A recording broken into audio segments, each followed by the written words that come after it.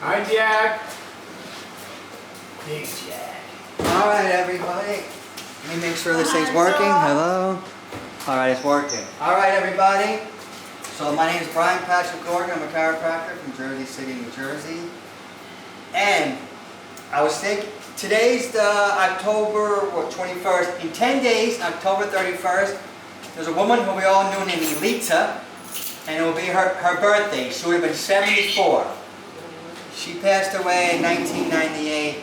Now, I think about her a lot because I got to know her, and she'd let me hang out with her in the office, and she'd have meetings down here with her people.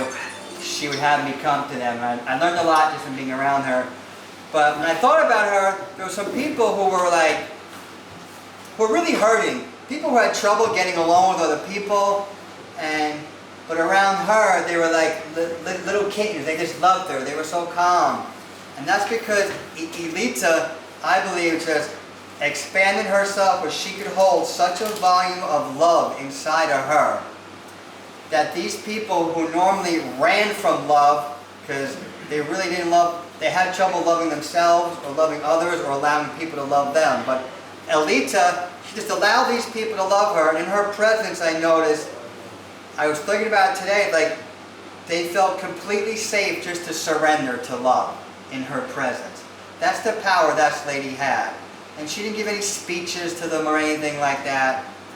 She just had that ability, I believe, she was so grounded in herself and aligned with God that was such a powerful thing of love. People around her, that's all they could really just surrender to the love. And I feel that's what's happening with us here at Self Center. We're all expanding, and we're feeling that love. Now some people run to love and some run from love. People that run from love, it's just too intense for them because it kind of shakes them up and it gets rid of the debris, and some people that just scares them. But back to Elita, she was just such a presence and such an example for me of what it's like just to be loved. And I just remember her, just being around her. You know, I was 27 when I met her. And, you know, I was a loud mouth and running my mouth. She just looked at me like that, but she didn't say anything. And I realized some of these people around her that I knew they were trouble, but around her they were so relaxed. So my main point is, I'm working on really grounding myself and allowing myself to hold more love so people can feel safe around me. And that's all I have. And for me, that's what chiropractic is.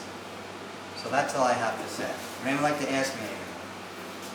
Phil Scime. What are you doing to ground yourself? That's the other thing. I had to ask myself, I was going to say that, what does it mean to ground myself? But I didn't really know it. Well, I said to ground myself, I really just ask God I'm really focused on just keeping myself aligned with God. To me, there's only that one thought, God's thought. I'm just focusing on being aligned with that. And that helps ground me. It helps me relax. Helps me slow down, which is one of the biggest things I need to do, is slow down. By slowing down, I feel more grounded. I don't feel like I have to rush. When I say grounded, I mean more connected to God. That's what that means to me.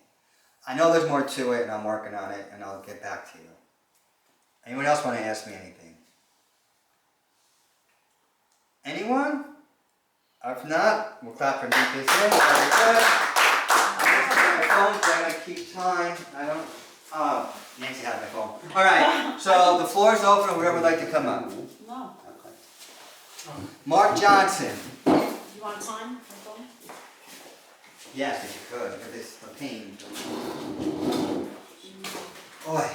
Hi, all self-centered people and Whoa. people on Zoom. Just stand back a little bit Nancy, more. stand back. 3 minutes? Yeah, right there. 3 minutes? Yes. Okay, Go ahead, Mark. I'm Okay. sorry, I'm going to interrupt you. no problem. It's very nice to be here with all of you, and I feel grateful to be here. This summer I was away a lot up in upstate New York, and I was thinking about this group of people that I met when I first got into this town in upstate near Lake Champlain. and they were Amish people. I pulled over and they had like looked like a woodshed set up, and they had all kinds of vegetables and honey and maple syrup, all kinds of assortments of really neat natural things, like if you went to a Whole Foods but shrunk down, you know. And I saw the buggy, and the horse was outside hooked up, and there was a little boy with like a straw hat all woven, and he's sitting there, and I felt like I went back into the 1800s when I got near these people. And I walked into their little shed and I started picking some vegetables up, and I picked some honey and some, they had baked goods, but I don't eat baked stuff, so I bought some anyway to give my cousin who I was going to visit up there. And these people had such an amazing sense about them. I didn't know what it was, but I was so attracted to like talk to them. And I started asking them a couple questions, and they said, they gave me their name, the Stetlers, and they were Amish, obviously. And I said, how many families are up here, and where'd you come from? They said Pennsylvania, and there's 19 families.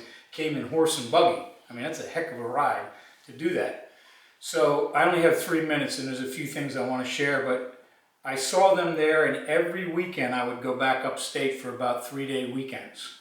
And I spent all this time talking to them and trying to get to know them, because I was just so curious about the feeling I got around them. And I told them I was a chiropractor, so the very first time I walked in there to get vegetables, he points to me and goes, that boy, he ain't right.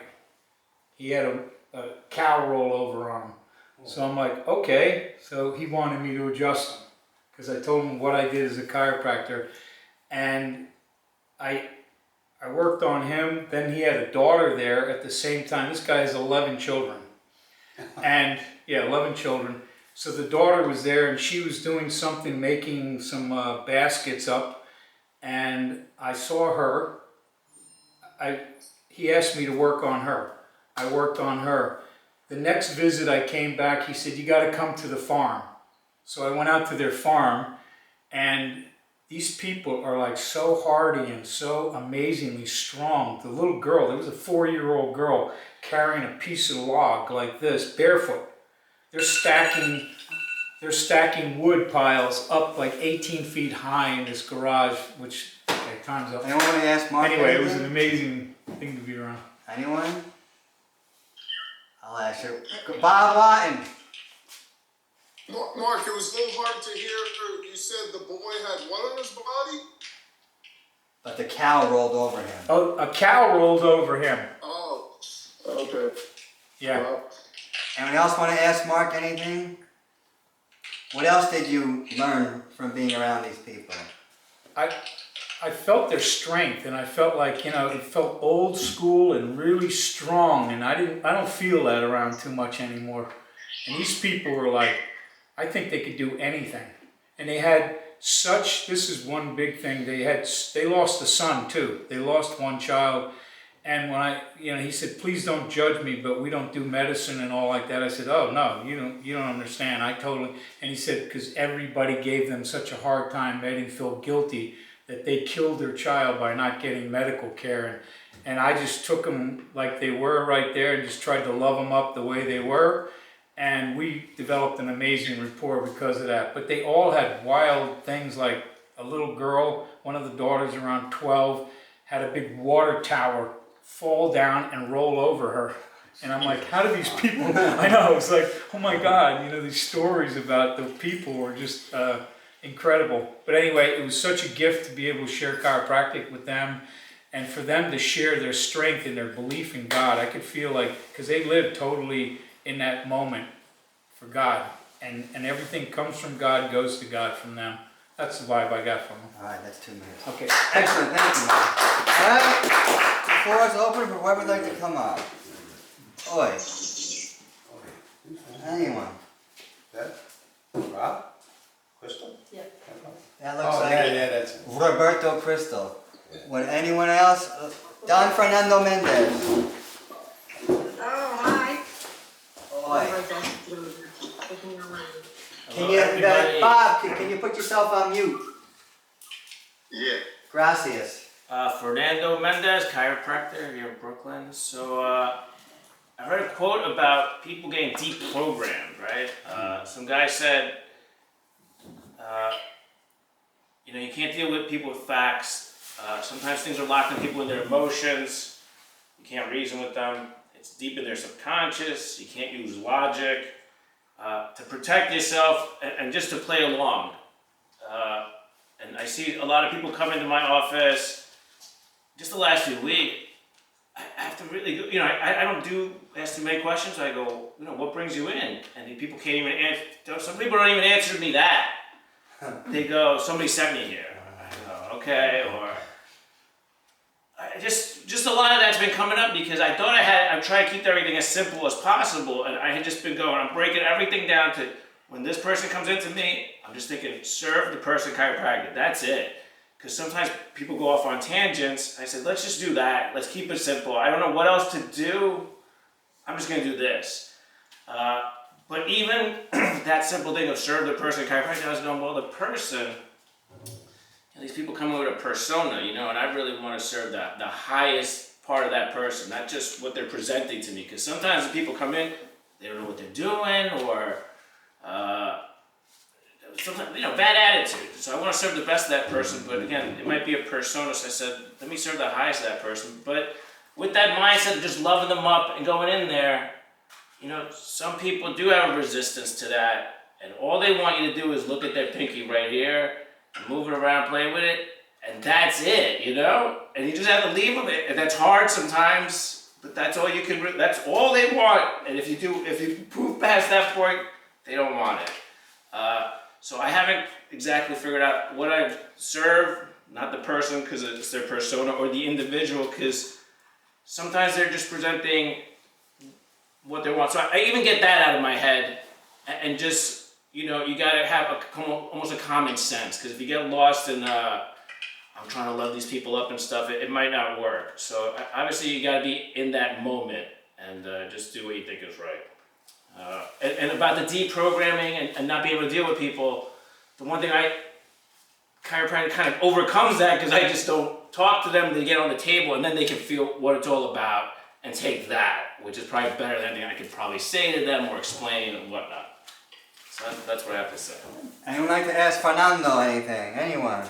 Mark Johnson. What if maybe them just coming in your presence, that was the healing that they came there for? Oh, as long as they leave a satisfied customer. Because, sometimes you give them what they need, not what they want, and whatever. We've all dealt with these things. It's quite surprising the reactions of different people you take care of. Anyone else want to ask Fernando anything? Phil Scime. Did I hear you correctly that you don't adjust a persona? Yeah, I was thinking serve the person chiropractic. Each person that comes in, I serve this chiropractic to this person, but then I said the person, it's a persona, right? What they're presenting. Let me try to go beyond that to what they really, because that persona might not vibe with mine. But go ahead. Thank you. Do you know what persona in Latin means? I would just imagine it's an exterior face, but I don't know exactly. To wear a mask, Yeah. not your real self. So good. You're not adjusting their mask. You're adjusting their real self. Anyone else want to ask Senor Fernando anything? Anyone? All right, excelente. All right. All right, the floor is open. Whoever would like to come up. Anyone? Well, if they raise their hand, tell me, all right? Okay. I'm focused on the crowd here. So, anyone down here? Yeah, before we didn't let people from Berwick, Pennsylvania speak, but now you may. I lifted it. All right. Okay, I'm Philip Bracco from Staten Island, chiropractor, for many, many years. And I really didn't know much what I was going to say tonight, so I stand up here in front of you and I'll tell you about my experience this week. A couple of weeks ago I had a woman come in, usual stuff, whatever, and I adjusted her And she said to me, my 13-year-old daughter has been constipated for like the last, whatever it was, 2 weeks or 3 weeks. And she's seen this doctor and that doctor and everybody under the sun. And she's taking Dupolax and laxatives. And nothing seems to be helping her. So I said, well, why don't you bring her in and see what we could do. But she didn't bring her in. So a couple of weeks go by, and she says to me, can I bring my daughter in to see you? So I said, sure, bring her in, no problem, you know. So she comes in, and I adjusted her. So I gave her, like, you know, everything that I had, you know, just pure chiropractic. And Pasquale always taught us that thoughts are things. So my thought was that by the time she left my office, she was going to have bowel movement coming out of her pants. Okay? It was my thought. I don't know why. I thought it just came. But it didn't happen like that. So she brought her daughter back the next day, and it was a Saturday, and I adjusted her again, and again I had that thought. And a couple hours later, the mother called me, and she told me what the daughter was going on.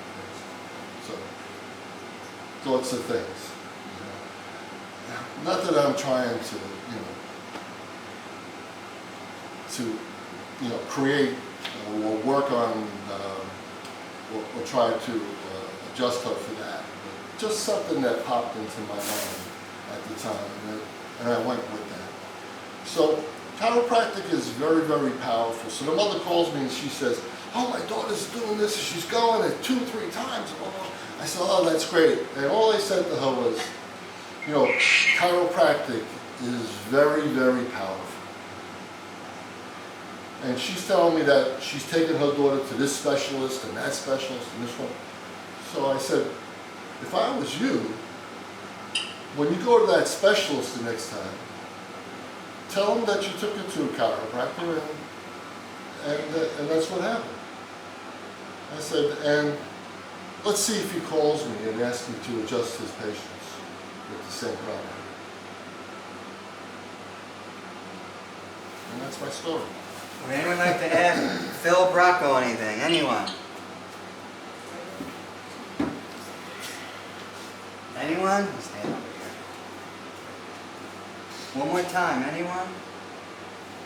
Joanne. So do you think that the doctors would think that what they gave her just took that much time to make it work and overlook you, or what do you? I really don't know what Thoughts are things, so I'm wondering what your thought is. I don't know. I thought of that. Believe it or not, I did think of that, but I don't know, you know, because like 2 weeks is a long time. And, you know, if it didn't work in 2 weeks, it's probably not working. Anyone else want to ask Phil anything? Phil Bracco. All right, folks. That's it. All right, the floor is open.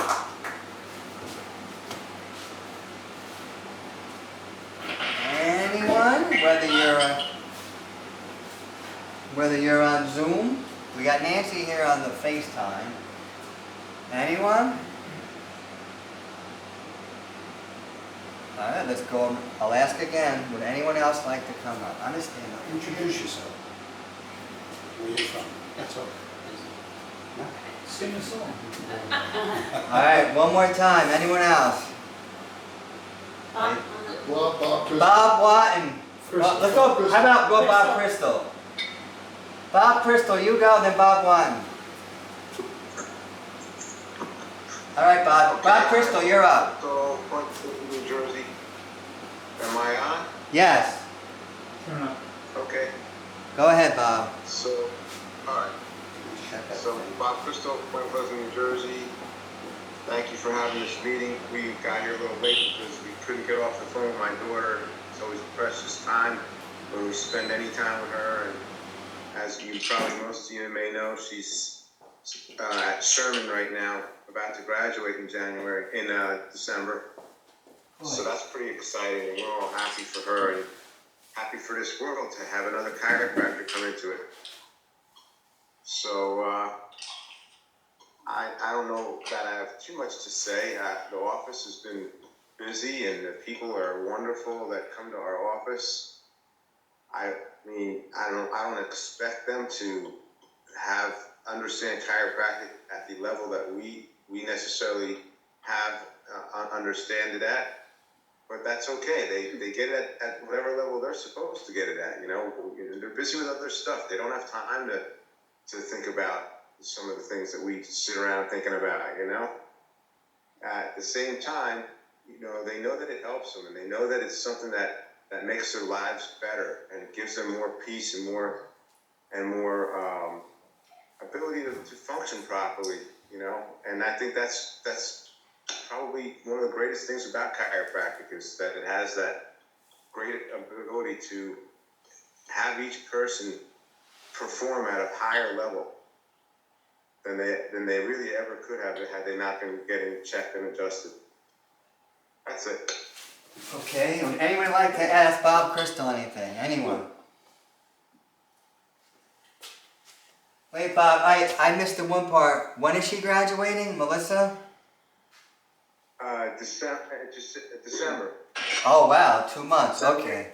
18th? 16th. December 16th. Wow, that's amazing. Would anyone else like to ask? Fast. Third, by the way, Bob's father, Gilbert Crystal, was a chiropractor, right?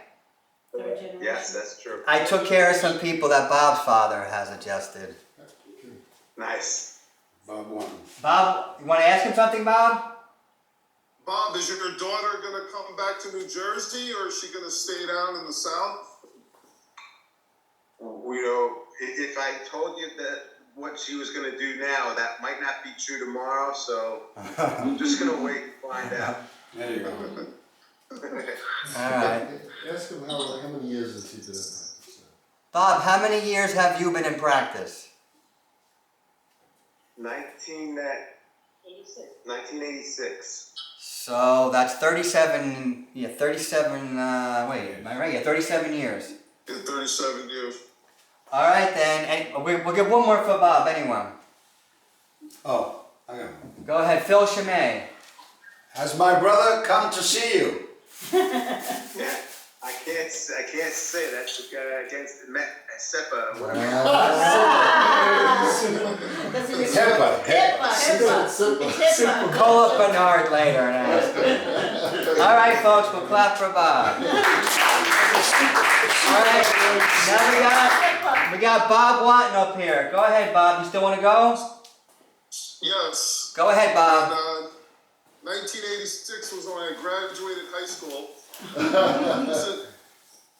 This is Bob Watton.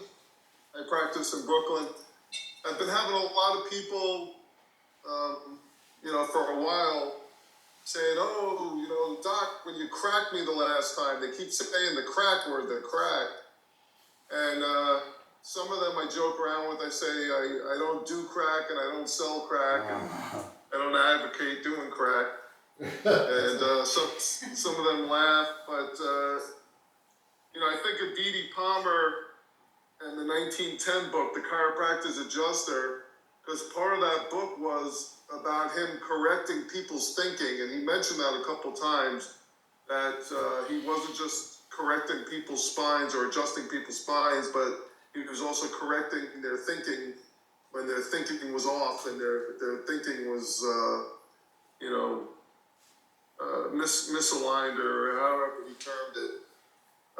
But when you take that word adjustment and you take it apart, you got add, which is towards, just, J-U-S-T, which is connected to justice or balance, or just is, and then ment is the mental, the mind. So towards a balanced mind, a lawful mind.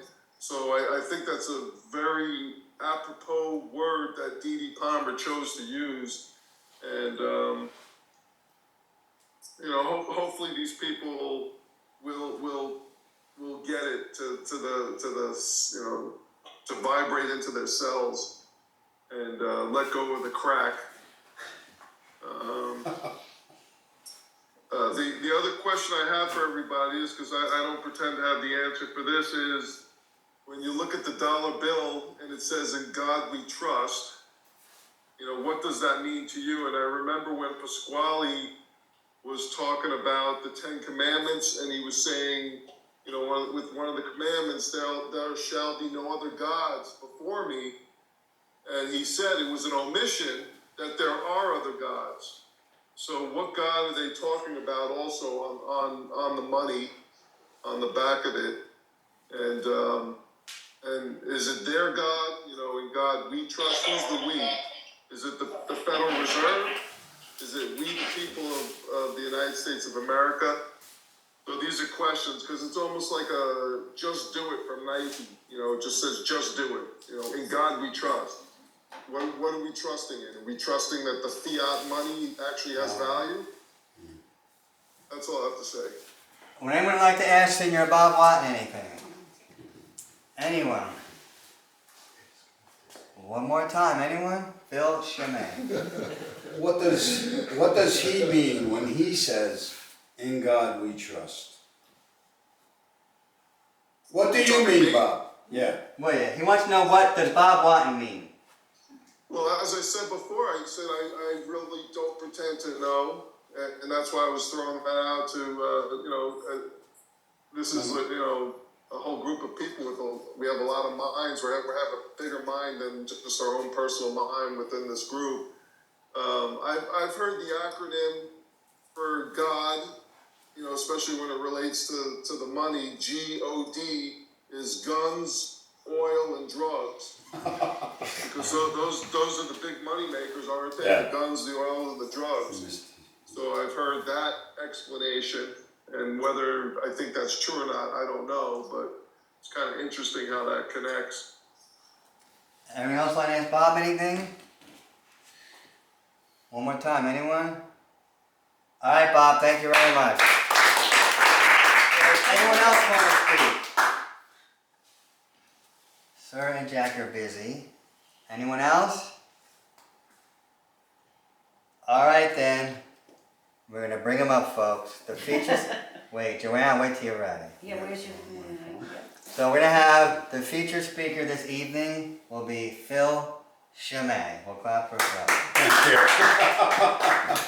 It's already said. All right. This was very, very interesting this evening. Hi, Nancy. Hello.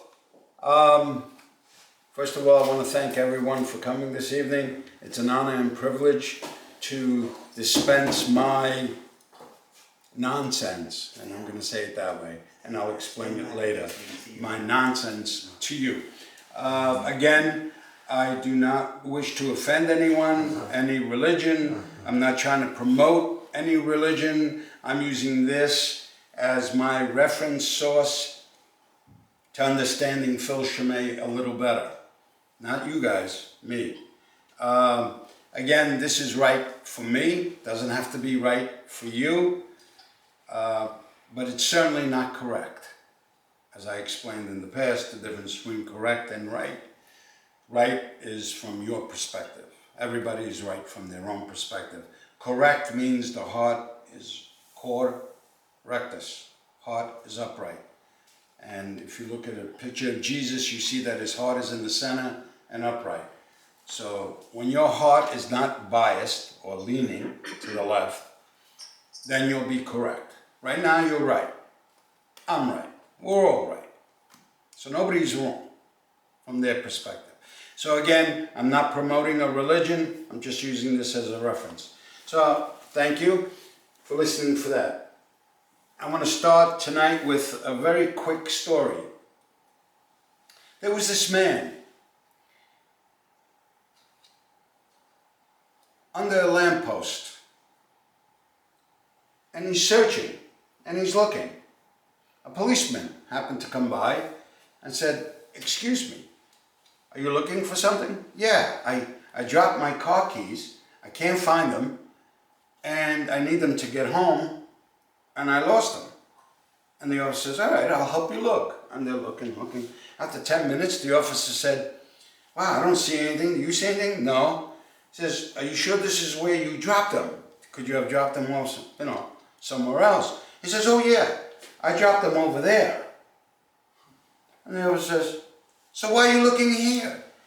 Oh, because the light is better. And that, in a nutshell, represents our ego.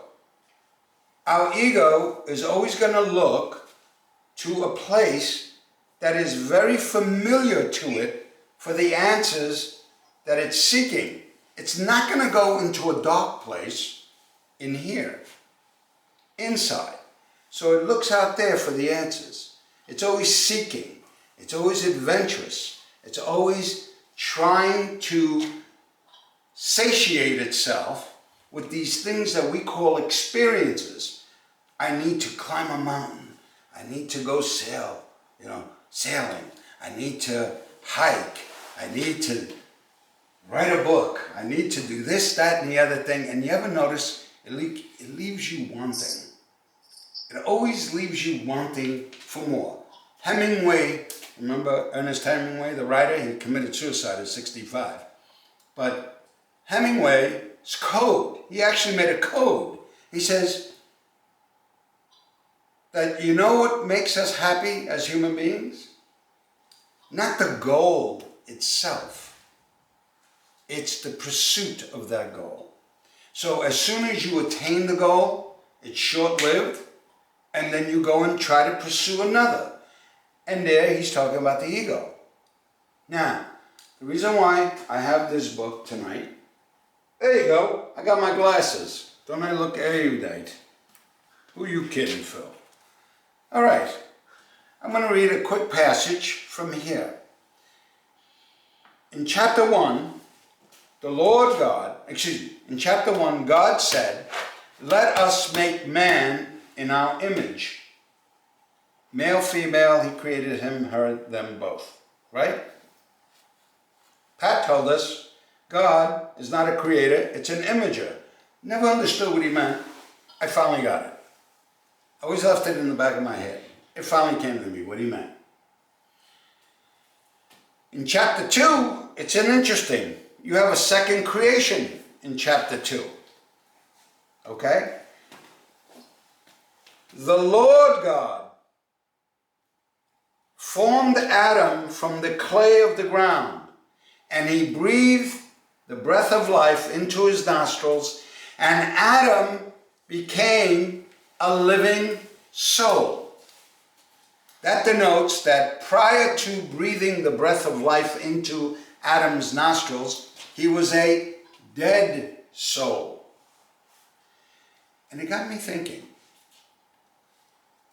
The scientists, the quantum physicists, say that the universe started with a big bang. Now they call it the Great Inflation. They don't want to call it a bang. It offends people. So they're calling it the Great Inflation. But at that moment in time, the only thing that existed was energy in the form of heat. Intense, intense heat. There were no quote-unquote particles. Then in what they call a Planck time, which is like 1/1000th of a second, 1/100000th of a second. After 36 Planck, 36 billionth of a second, the universe cooled enough to make these subatomic particles like muons, Bose-Higgs particle, leptons, and then about another piton, another billionth of a second later, it cooled enough that now they coalesced into these things called quarks. And if it spins this way, it's positive, it spins that way. Point is, another billionth of a second, those quarks became protons.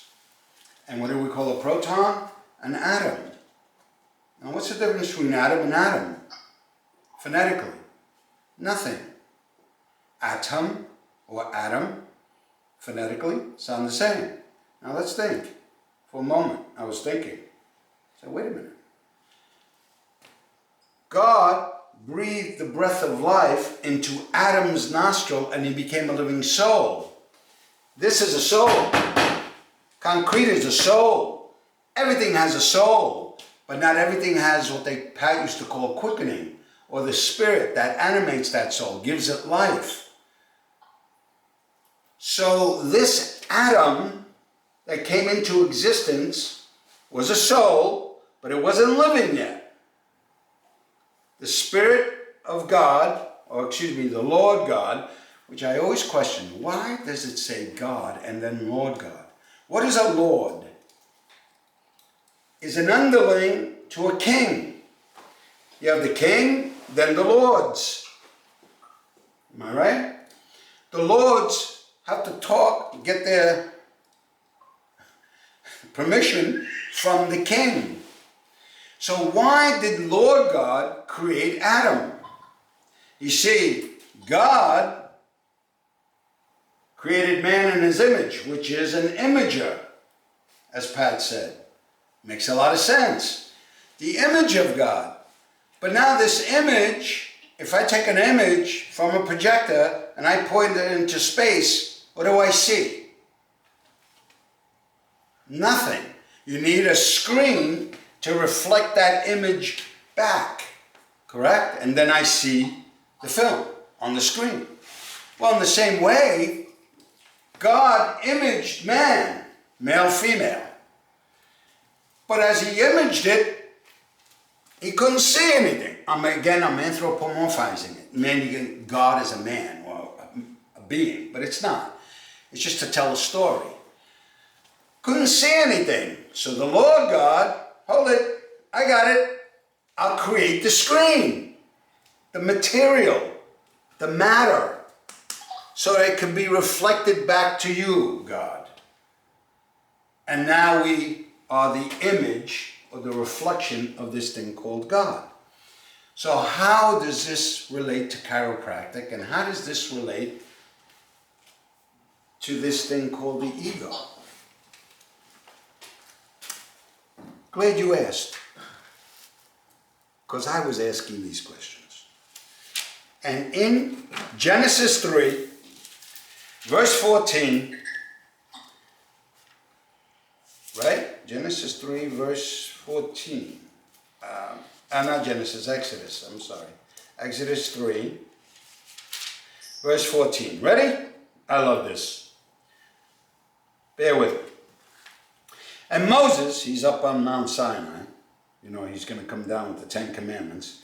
And Moses said unto God, Behold, when I come unto the children of Israel, and shall say unto them, The God of your father hath sent me unto you, and they shall say to me, Yo, what's his name? I'm paraphrasing. What's his name? What should I say unto them? And God said unto Moses, I am that I am. Whoa. The word ego in Latin means I am. Wait a minute. God is just calling himself an ego. You want me to read it again? Well, you got it. You got it? God just said, I am the I am. Ego, that's me, baby. So wait a minute. I thought the ego was a bad thing. I thought I was supposed to transcend this thing called the ego. And the reason why we were told that is because once I say I am, like all of you say it, I am, you have already placed a judgment upon yourself and everything around you. Because remember, where does the ego look? Out there. Or worse, it looks into a mirror and go, oh man, I gotta lose 40 pounds. Oh man, I'm old. Oh man, I'm sick. All of this stuff. You judge yourself. How many times have you kicked yourself for saying or doing the stupid things in life? I have. I don't know about you guys. You might be perfect, but I'm not. Point is, the Lord God created the physical realm. All of it. Guess what created this? The ego. The ego created this with all its problems. All of it. God the divine just sent out an image. That's all it did. No judgment, no injustice, no poverty, no disease, no anything. And Einstein said it one time, I think it was Einstein, correct me if I'm wrong there. He said, you can't solve a problem with the same mindset that created it.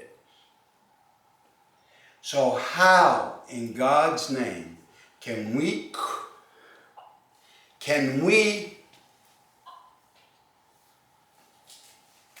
correct or heal the very problems that we created with the mindset of the ego that created it? Impossible. As the Buddha said, everybody has 83 problems. 83. And the man came up to him and he says, but I don't want 83 problems. Is there any way I can get rid of my problems? He says, if you really, really work hard on one problem, you might get rid of it, but then another one will take its place. You gotta be kidding, man. I don't want that. He says, oh, I'm sorry, you have 84 problems. And that's what the ego is all about. It perpetuates itself. It has to, because then it ceases to exist. And this is why reincarnation, this is why we keep coming back and back to repeat. So the only way you're going to heal or solve the problems of this planet is only one way. Only one. I was explaining it to Joanne the other day. It came to me. The ego is in this realm called the third dimensional realm, the physical, tangible realm, right here. And yet, isn't it funny? You talk to a quantum physicist I have in Stony Brook. You talk, Brookhaven Laboratory. You talk to a quantum physicist. I said, when you look at it on a quantum level, your bodies, my body, this book, anything, and you look on a quantum level, you cannot tell where you end and the atmosphere begins. In other words, where your skin layer ends, you can't tell. It blends. It goes back and forth. But because I'm an egoic being making judgments, oh, there's Alex. Oh, there's Bob. See? Because I have a gross, distorted, or as Pat used to call it, the shadow. We see a shadow of what's really going on. In actuality, in physics, which means natural law, in physics, there's no end to you. And people have said that to me. There's no end to you. You just keep rattling on. And I get it now. So, what I want to leave you with is this here. There's a huge distinction. The more I'm reading this book, I'm up to page 60 now in my book, rewriting this book. The more I'm reading that book, the more I realize it's not a story of Phil Scime or whoever reads it. It's a story of your ego and how it tries to solve all its problems. In Maccabee, it did it by war. Jesus, another ego, I want to stop because I'm going to just keep rambling because I got so much Jesus. Jesus, another ego, is telling me, you know how you transcend this? By loving other egos. Even if those egos do harm to you, that persecute you, still love them.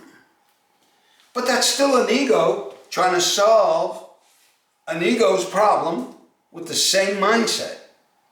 There's only one thing to do. And in my next talk, I'll tell you what it is. Would anyone like to ask Phil Scime anything? Anyone? I'm going to stand up here. Oh, let me just finish up. I'm sorry, I forgot. How does this relate to chiropractic? I'm glad you asked. Every adjustment you take, what does it do? Changes your tone, changes your frequency. And Jesus was sacrificed. And the word sacrifice means alter, A-L-T-A-R. But A-L-T-E-R means to what? To change, to morph. So every adjustment you take literally that person under your hands, you're altering or sacrificing them. Get it? Out of their egos into their true nature, divine nature. And I'll leave it at that. That's how you, as chiropractors, are altering this world by altering their world and at the same time yours. Every adjustment you give brings you that much closer to the divine in an altered state. Who said it? Adjustment. Who said it? Adjustment. Bob. Yeah, Bob, as you said it before, the adjustment. Every adjustment, you're adding to that which you are meant to be. And not a persona, which is an identity. I ident, and I told you this, every time I dent, it's no longer pure, right? You put a dent in your car, it's no longer pristine. So every time I identify with something, I'm no longer pure. Thou shalt not commit adultery is alluding to that, not having sex with your neighbor's wife. Not that you should, but it has nothing to do with that. It has to do with you're denting yourself. You're adulterating yourself. Yeah, Phil? I'm good. Now, would anyone like to ask Senor Phil Scime anything? Anyone? Bob Watton? Yes, Bob. Quantum physics, don't they say we're about 99% empty space? Yes. As a matter of fact, I did a talk on that during seminary, that if you took every single atom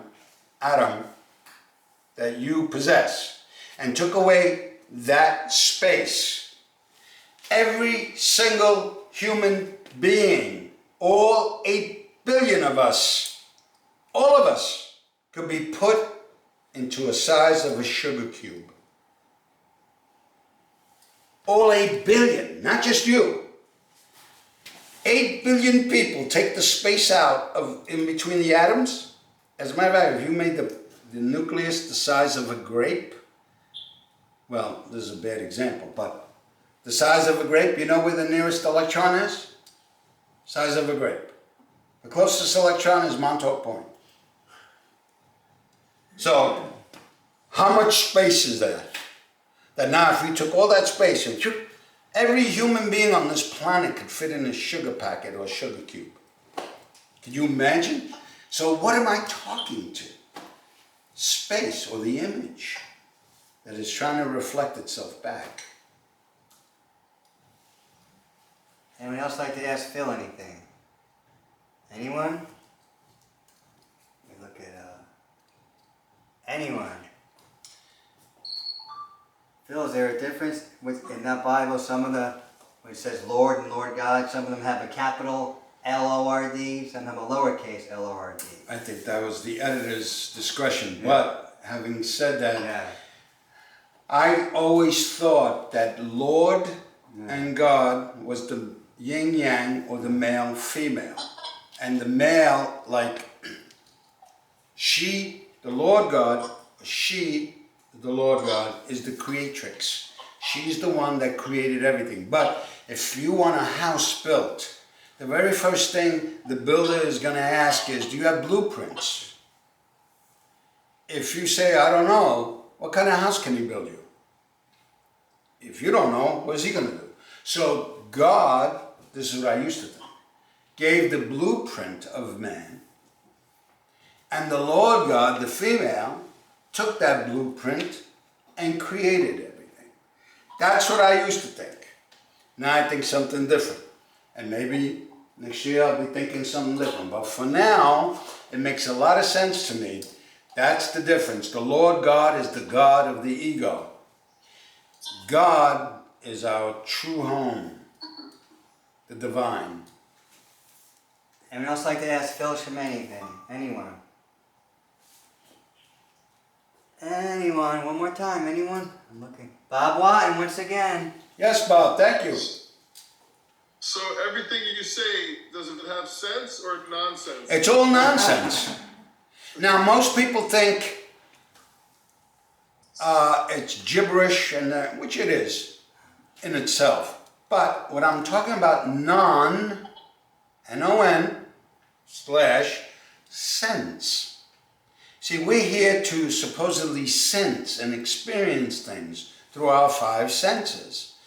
But that which is ineffable, that which you cannot explain, it's impossible, there's only one way you can experience it, is through non-sense. You can't feel it, you can't analyze it, you can't smell it, you can't taste it, you can't see it.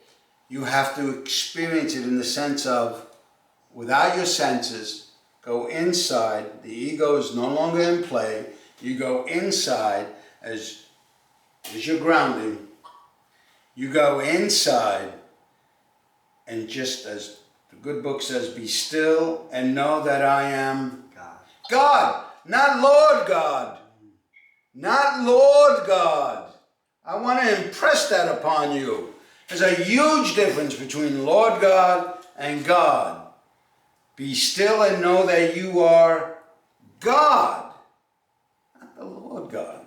That's what's created all these problems.